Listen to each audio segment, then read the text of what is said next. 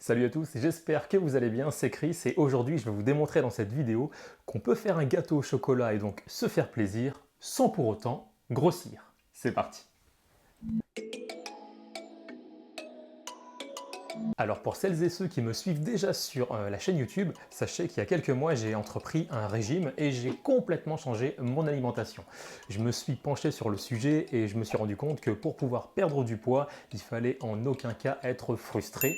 C'est pour ça que j'ai fait quelques recherches et je me suis mis à expérimenter des petites recettes que je vais vous proposer dorénavant sur la chaîne. Aujourd'hui, je vous propose qu'on réalise sur la chaîne un petit gâteau au chocolat simplement magnifiquement bon et en plus il est extrêmement facile à faire. Donc, je vous présente tout de suite les ingrédients qui vont être nécessaires à l'exécution de ce gâteau.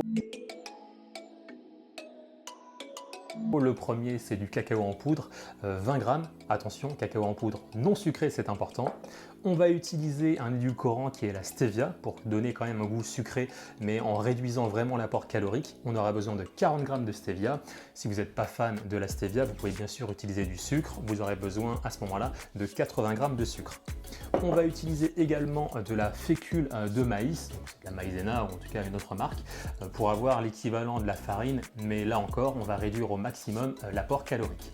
Il nous faudra également 4 œufs, c'est important, une tablette de chocolat noir, donc on aura besoin de 200 grammes pour ça. Le dernier ingrédient, c'est un peu la pièce maîtresse de ce gâteau puisque on va utiliser une courgette. Alors rassurez-vous, si vous n'êtes pas légumes verts, si vous n'aimez pas les courgettes, je vous garantis, on ne sentira absolument pas le goût de la courgette dans le gâteau. Son rôle, c'est tout simplement de substituer le beurre pour avoir quand même une onctuosité et de la matière quand on va manger ce délicieux gâteau. Allez, c'est parti, on va commencer directement par préparer la courgette. Donc on va tout simplement l'éplucher. Et on va la râper. On va essayer de récupérer 200 grammes à peu près.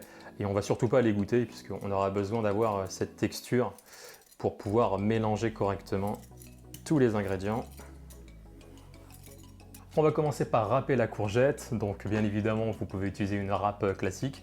Si vous êtes un professionnel et surtout très fainéant, vous pouvez également utiliser une râpe automatique. C'est quand même vachement pratique, il faut l'avouer.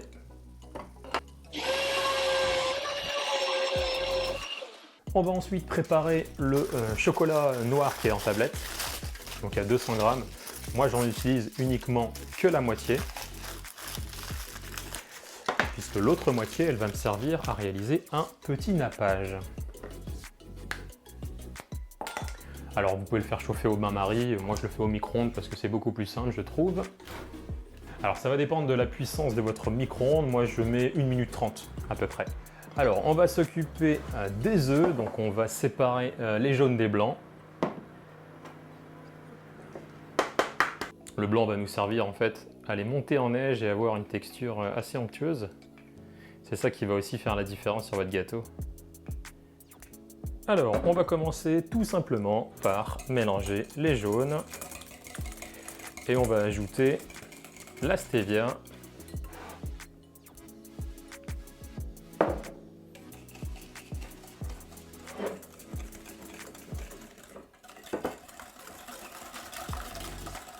On va ajouter ensuite le cacao en poudre.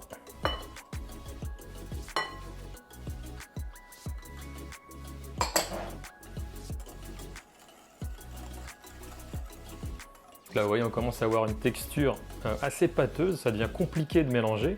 Donc on va rajouter un petit peu de courgette.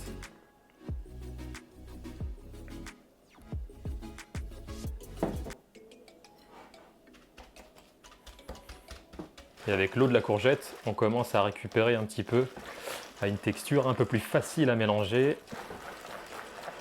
Voilà, ça devient déjà beaucoup plus facile à mélanger. On va rajouter maintenant la fécule de maïs, maïzena.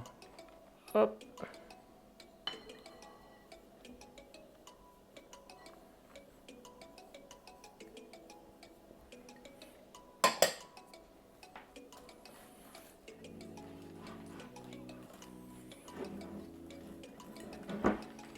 On va rajouter maintenant le chocolat fondu, donc on va d'abord le lisser.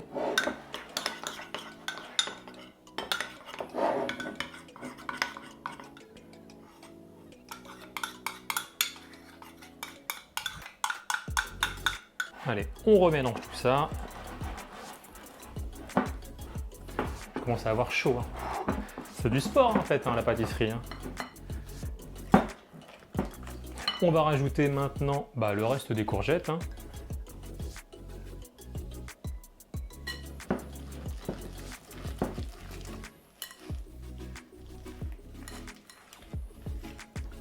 J'ai vraiment l'impression de faire une séance de sport. Donc, on peut même faire du sport en préparant son gâteau. Si c'est pas génial ça, ah là là. Voilà, notre mélange commence à prendre forme. On va maintenant s'occuper de monter les blancs en neige. Hop.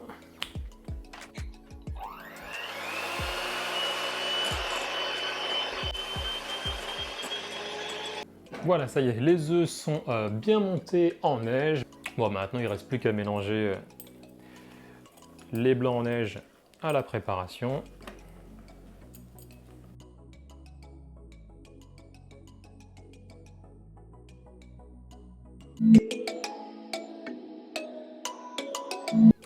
On va maintenant passer à une étape assez importante puisque c'est celle de la cuisson. On va essayer de ne pas faire cramer le gâteau. Donc ça va bien sûr dépendre de votre four, mais comptez environ 30 minutes à 180 degrés pour avoir une cuisson moelleuse, on va dire. Moi, je préfère un rendu un peu plus fondant, donc je vais augmenter un petit peu les degrés. Je vais passer la préparation à 200 degrés pendant 15 minutes. Au bout de 15 minutes, j'éteins mon four et je le laisse encore 10 minutes reposer et là je le sors. Alors étape très importante et j'ai envie de vous dire quasiment indispensable, c'est de lécher bien évidemment les différentes cuillères. Ça fait partie de la recette et c'est ce qui fera que votre gâteau sera encore meilleur, donc ne zappez surtout pas cette étape.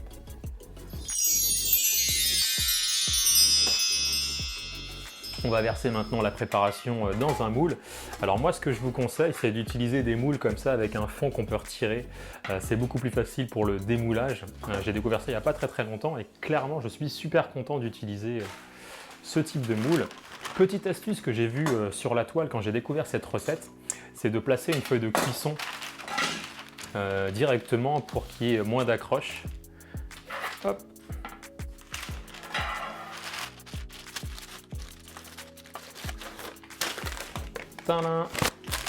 Et on va verser la préparation puisque j'ai entendu le four qui avait préchauffé à 200 degrés, donc c'est parti.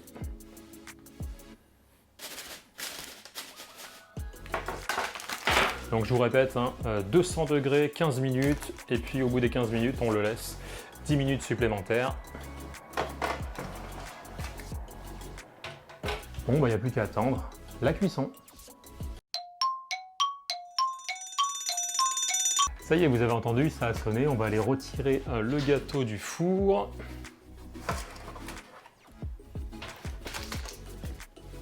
Pas mal, hein? En attendant que le gâteau refroidisse, nous on va s'attaquer directement au nappage. Donc on va reprendre la deuxième moitié de la tablette de chocolat. Donc ça correspond à 100 grammes.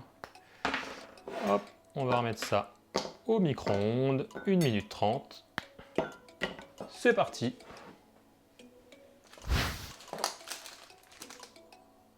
Hop là. Ah, il est plutôt pas mal, hein. Ce qu'on va faire, c'est qu'on va le retourner. Hop.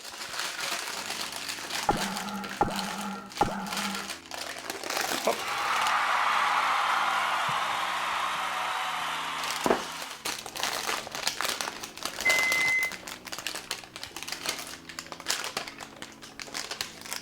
Hop. Donc là, pour faire le nappage, c'est super simple. Donc, avec l'autre moitié de la tablette de chocolat, on va lui rajouter 3 cuillères à soupe de lait. Alors moi, je prends du lait écrémé parce que j'ai l'habitude et je trouve pas trop de différence avec le demi-écrémé. Et de 1, et de 2, et de 3. On va mélanger. Et on n'a plus qu'à verser le nappage.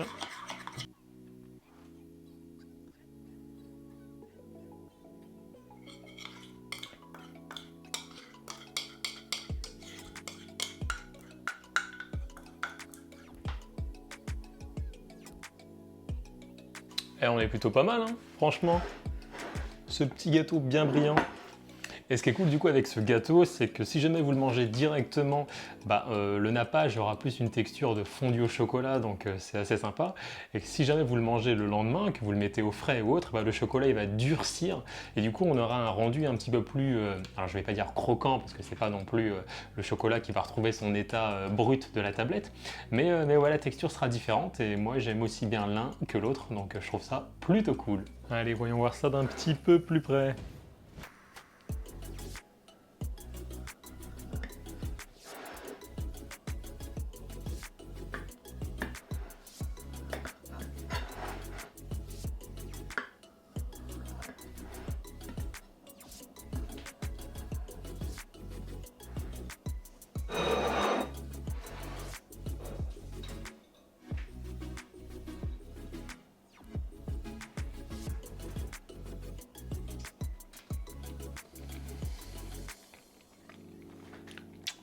Délicieux.